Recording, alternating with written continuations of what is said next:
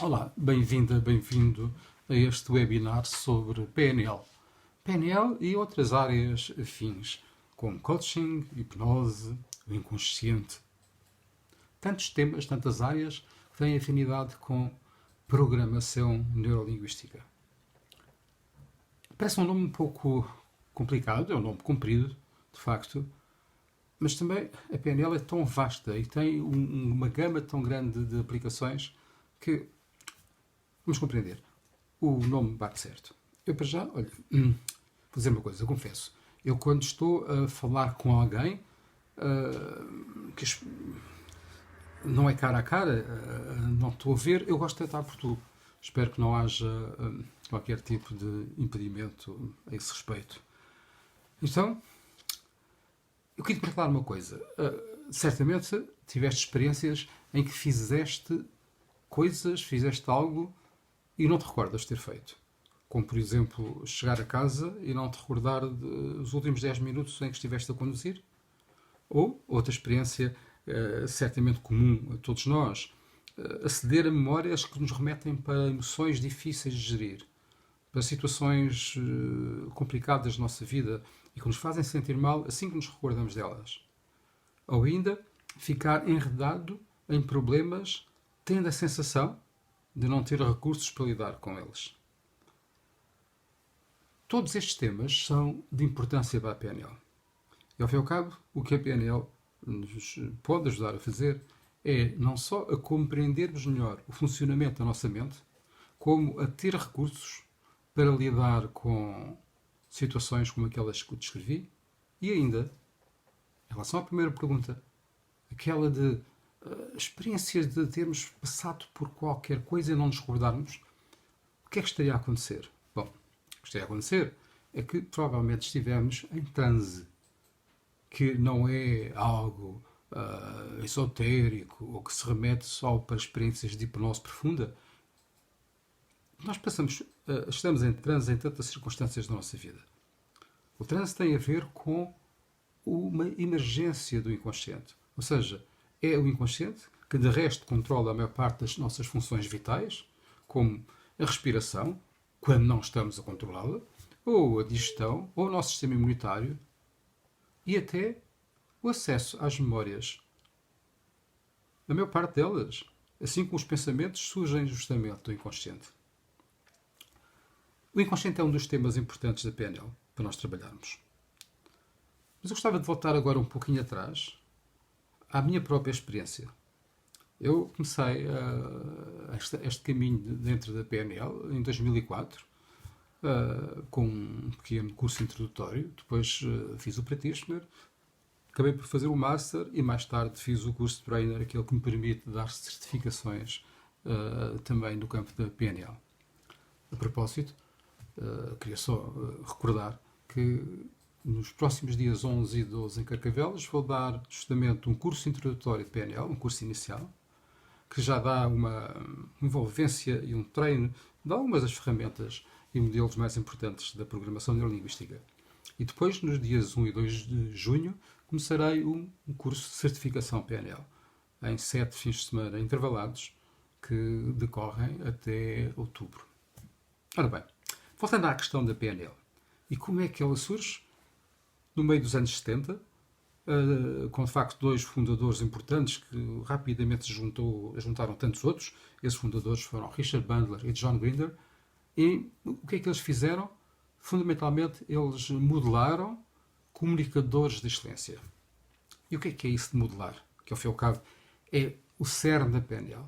É criar modelos detectando os padrões que são usados por alguém que é excelente numa determinada área.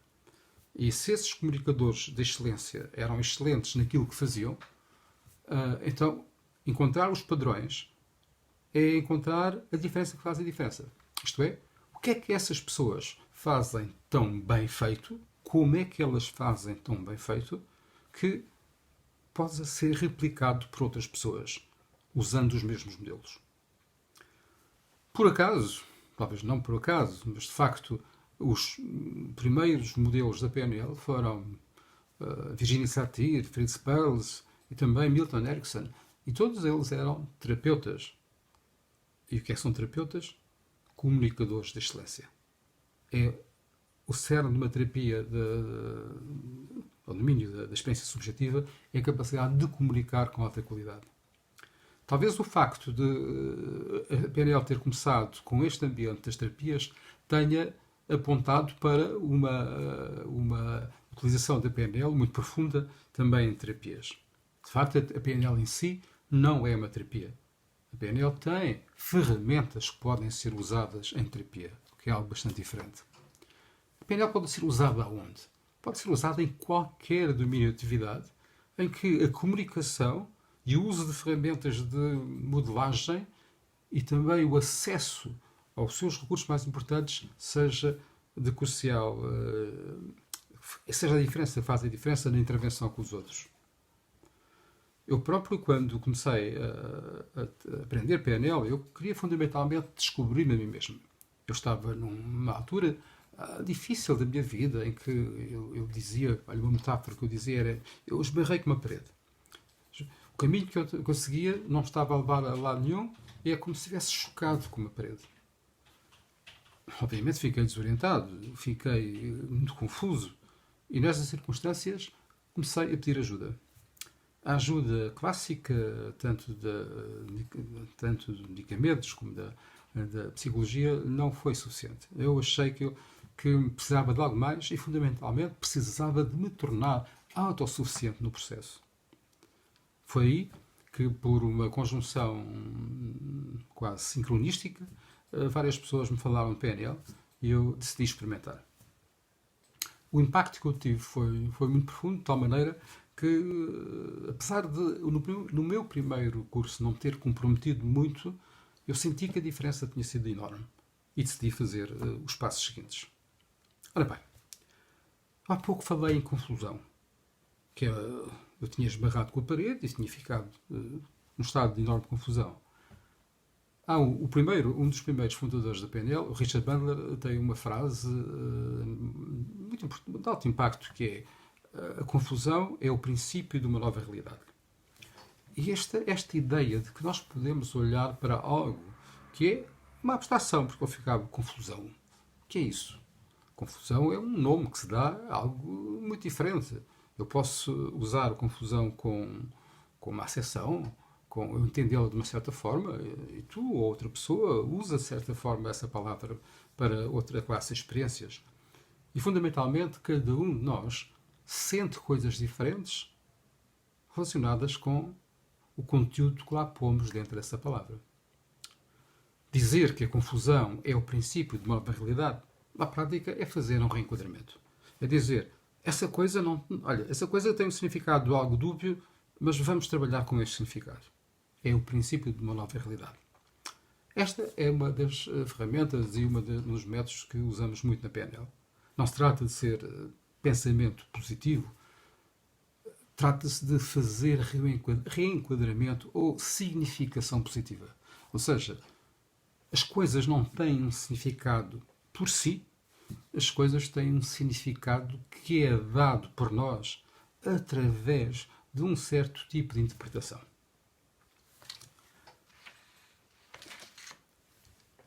A questão principal da PNL é como é que nós atingimos o estado desejado.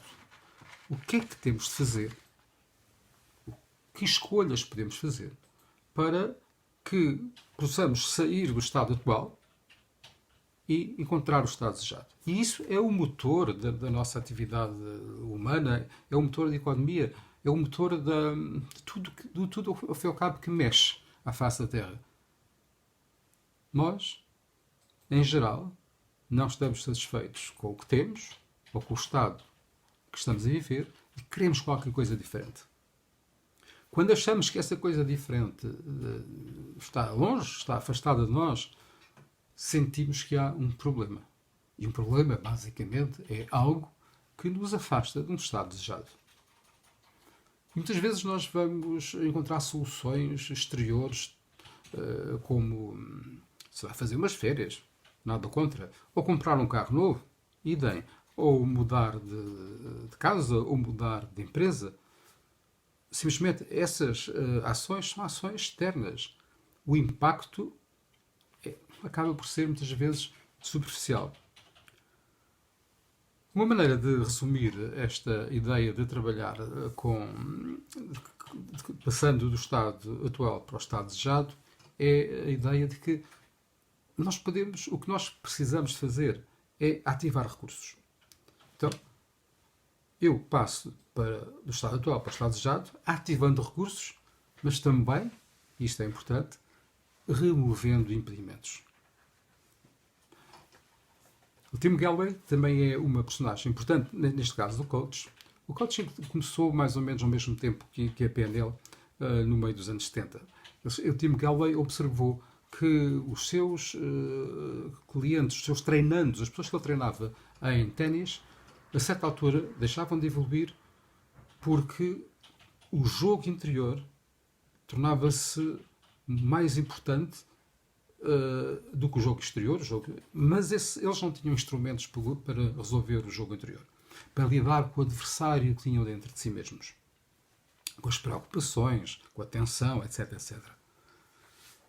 A abordagem que o coaching faz é uma abordagem muito baseada em conjuntos de perguntas que nos ajudam a passar para algo diferente daquilo que estávamos habituados a fazer.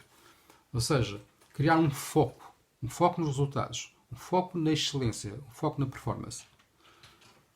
O que é que o Tim Gallwey dizia, basicamente, é que a nossa performance é diminuída naturalmente pelos impedimentos.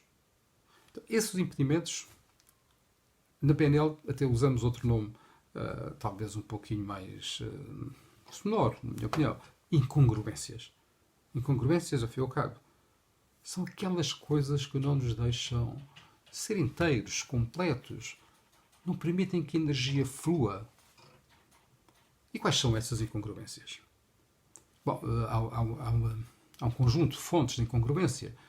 Talvez a mais óbvia, mais intuitiva, seja ter crenças limitadoras.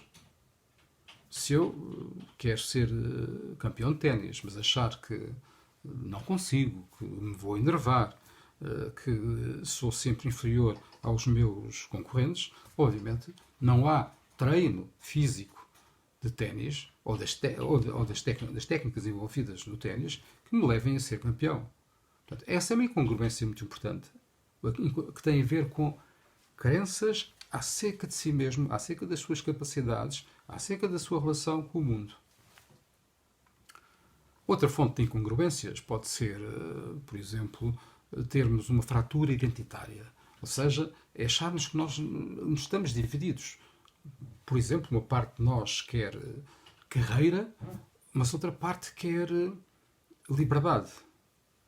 E achamos que não há coerência entre as duas. Ou seja, se eu investir na carreira, perco liberdade. Mas se eu quiser ao máximo ter liberdade, então eu não sou capaz de atingir o máximo da minha carreira.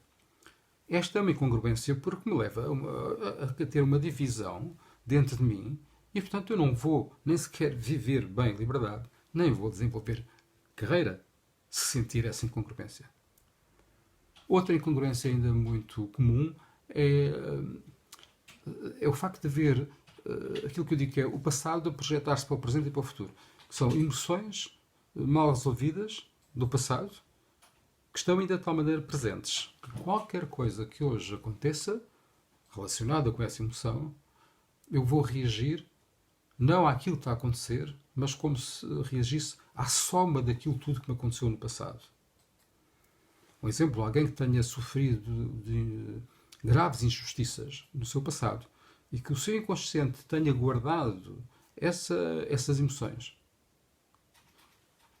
Um dia sente-se vítima de uma pequena injustiça e essa pessoa reage de uma forma desproporcionada. Vista de fora, claro. Porquê? Porque está a reagir, de facto, a um acumulado de energia interior que tem a ver com o tema da injustiça. Bom, então, a PNL tem este foco. Ajudar as pessoas a resolver essas incongruências. Então, o que é que distingue do coaching? Bom, o coaching fundamentalmente vocaciona-se para ajudar as pessoas de facto a darem o melhor de si mesmas, a atingirem resultados, objetivos. Só que a PNL acrescenta várias coisas importantes. Para já, acrescenta a abrangência. A PNL pode aplicar-se em tudo que seja atividade humana relacionada com comunicação de qualidade ou melhoria de performance interna. E depois ainda a PNL acrescenta modelos e técnicas eficazes no campo da experiência subjetiva e do contacto com o inconsciente. Neste campo, a PNL cruza-se bastante não só com o coaching, mas através do trabalho do inconsciente com a hipnose. Gostava de contar uma história, se calhar já conheces, mas muita gente não conhece, certeza, que é a história do cavalo de Erickson. Milton Erickson, que é o grande inspirador da hipnose ericksoniana, quando jovem, vivia numa quinta e um dia chega à quinta um cavalo tresmalhado, um jovem cavalo. E os adultos que ali estavam à volta dizem: temos um problema, não sabemos onde é que, de quem é o cavalo, não podemos devolver. E o jovem Milton resolveu tratar do assunto. Montou o cavalo e, passado algum tempo, o cavalo chegou a outra quinta onde as pessoas ficaram espantadas e disseram: olha o nosso cavalo, como é que tu sabias que o cavalo era daqui, que era nosso? Ao que o jovem Milton respondeu: eu não sabia, mas o cavalo sabia. E eu só tive que o manter na estrada. De alguma forma, o que nós fazemos com o trabalho com o inconsciente é confiar que o inconsciente sabe. E que o inconsciente tem os recursos que nós precisamos para resolver todos os nossos desafios. Então o que é que nós precisamos fazer? É pô-lo na estrada. É dar orientações. É ter uma linguagem que seja entendida pelo mais profundo de nós mesmos. A linguagem é uma das áreas importantes desenvolvidas na PNL. Temos vários modelos, nomeadamente um modelo de linguagem de precisão, que nos ajuda a fazer perguntas de alto impacto. Aqui é um paralelo ao coaching. Nós temos modelos muito importantes para ajudar as pessoas, perante qualquer circunstância ou informação que é dada, a fazer as perguntas certas para abrir a informação. Ou seja, muitas vezes, abrir o modelo do mundo da pessoa que está com um determinado problema. Voltando ao tema, à história do cavalo de Erickson, aquele cavalo que apareceu lá desesmalhado, sem dono. Quem é que tinha algum problema ali? De certeza o cavalo não tinha problema nenhum, muito menos o jovem Milton, que encontrou ali, foi uma oportunidade para ir dar uma volta. Se calhar alguns adultos que ali estivessem aqui iam dizer: sim, temos um problema. Isto não é aquilo que queremos. Queremos uma coisa diferente. Ora bem,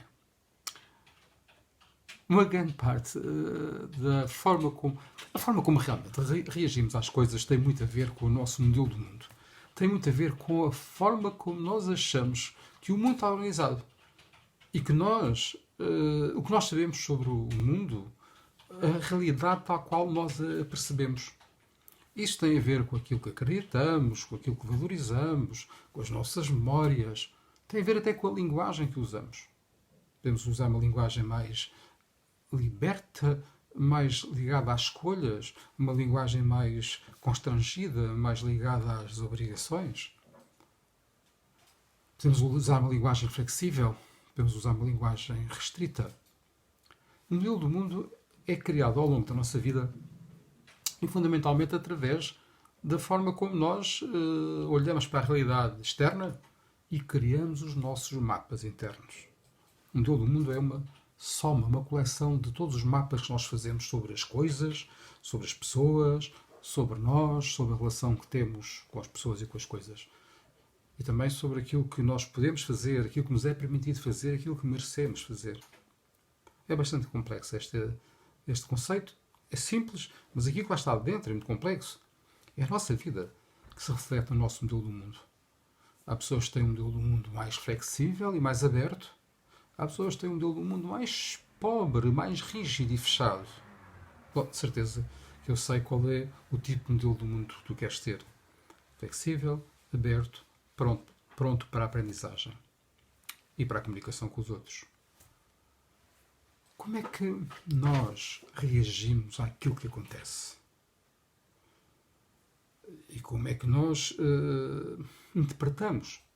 Para já, aquilo que acontece à nossa volta, nós só percepcionamos uma parte. Por vezes uma pequena parte.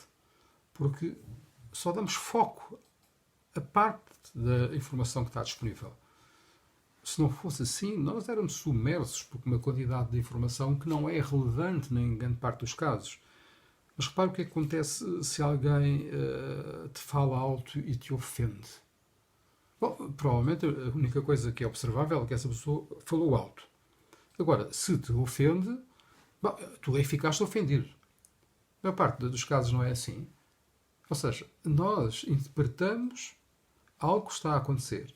Percepcionamos algo. E ao percepcionarmos, nós já temos uma escolha, uma visão mais curta.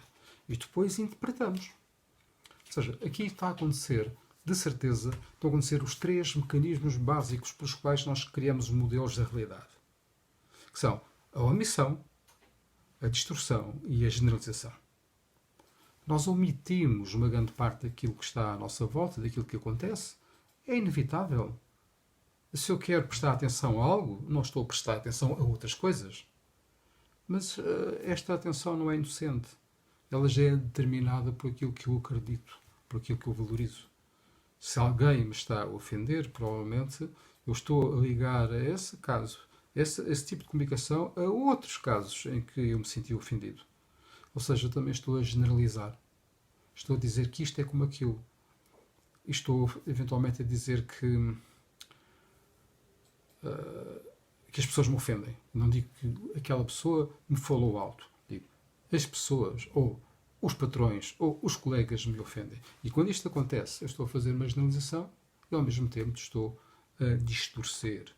Ou seja, estou a criar uma representação pobre e, provavelmente, distorcida no sentido de diferente da realidade. Repara, nós não conseguimos lidar com a realidade tal qual ela é devido à complexidade. É a mesma coisa que dizer, olha, um mapa das estradas de Portugal que cabe num papel com um metro ou num ecrã de computador ou de um telemóvel, para ser útil, ele tem de ser assim. Porque se fosse muito grande e muito preciso, deixava de ser útil. Nós distorcemos todas as vezes que julgamos ter compreendido algo e informamos sobre isso, a nós próprios e os outros. Então isto não é terrível? Nós lidarmos com a realidade através de distorções, de omissões e de generalizações? Não, não é terrível. É assim que as coisas acontecem. Só temos é de aprender a lidar com isso. Ou seja, usar a omissão para criar foco, dar atenção àquilo que é realmente importante, o foco nos resultados, que é um dos pilares da PNL, por exemplo, usar a generalização para aprendermos com qualidade e para generalizarmos aquilo que é positivo na nossa vida, ao contrário de generalizarmos aquilo que é negativo, que é um dos problemas das pessoas que têm muitos problemas. E depois, a distorção. Claro, aprender a desarmar as distorções e aprender a fazer distorções com qualidade, nomeadamente usando linguagem metafórica. O que é uma linguagem metafórica? É dizer, por exemplo, que eu me sinto como uma... Vamos supor, eu sinto-me como uma águia que ainda há pouco tempo aprendeu a voar e que está a explorar o seu território. Claro que isto é uma distorção, eu não sou uma águia, mas é uma distorção talvez mais favorável do que dizer eu sinto-me como um passarinho abandonado que caiu do ninho. Então esta segunda distorção, essa cria-me um modelo de mim próprio e da minha realidade, se calhar francamente mais pobre do que o modelo da águia. Nós usamos a linguagem para criar o nosso próprio mundo. Tony Robbins diz que os nossos estados são criados pelo tríade da linguagem, fisiologia e o foco. Ou seja, aquilo que damos atenção, a linguagem que usamos para comunicar com os outros e com nós mesmos e, obviamente e naturalmente, a nossa fisiologia, a forma como respiramos, como a nossa postura, a forma como nos sentimos como ser vivo, um corpo. Ora bem, eu queria terminar, de facto, este webinar de hoje ainda com o tópico tão importante no nosso mundo e na nossa vida em geral, que é o tópico dos objetivos. Lembras-te daquela incongruência que eu falei da pessoa que se sente dividida entre carreira e liberdade? Como é que ela vai ter objetivos para a sua carreira se ela estiver dividida e achar que esses objetivos não podem ser cumpridos? Ou se ela puser o objetivo da carreira como dependente de colegas ou de patrões ou de outros podem ou não ajudá-lo. Na vida real, os nossos objetivos podem não depender completamente só de nós, mas devem poder ser iniciados e mantidos por nós. Além de que devem ser colocados, definidos de uma forma positiva. Não vale a pena estar a criar objetivos que sejam definidos de uma forma negativa. Porque o nosso inconsciente, a nossa mente, não cria uma realidade a partir da negação. Por exemplo, se eu te disser para não pensares em pêssegos, experimenta não pensar em pêssegos. Está bem? Portanto, já definimos o que é a questão das negações. Um objetivo, além do mais, deve ser congruente com nós mesmos. Ou seja, nós devemos ficar inteiros em relação àquilo que queremos.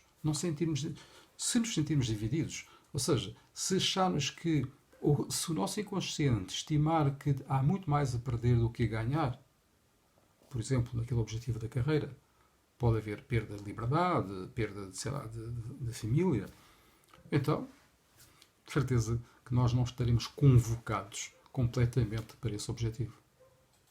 PNL diz que um objetivo é um programa neurolinguístico para o sucesso. Ou seja, é uma forma de convocarmos toda a nossa energia, todo o corpo e mente, consciente e inconsciente, para aquilo que realmente é importante para nós. E o que é importante para nós? Tem a ver com os nossos valores. Outro dos temas muito importantes da PNL, mas que fica para outro webinar mais tarde. Eu estou à tua disposição para perguntas que queiram fazer aqui ou através dos meus contactos, que são públicos, telemóvel, e-mail, Facebook, etc. E recordo que já no fim de semana de 11 e 12 de maio, em Carcavelos, irei facilitar um curso inicial PNL, 2 dias, um contacto já com relevo, com treino, técnicas eficazes e modelos muito importantes da PNL. E depois começarei, no primeiro fim de semana de junho, mais uma certificação internacional practitioner de PNL. Fica à tua disposição. Carlos Baltazar. Obrigado.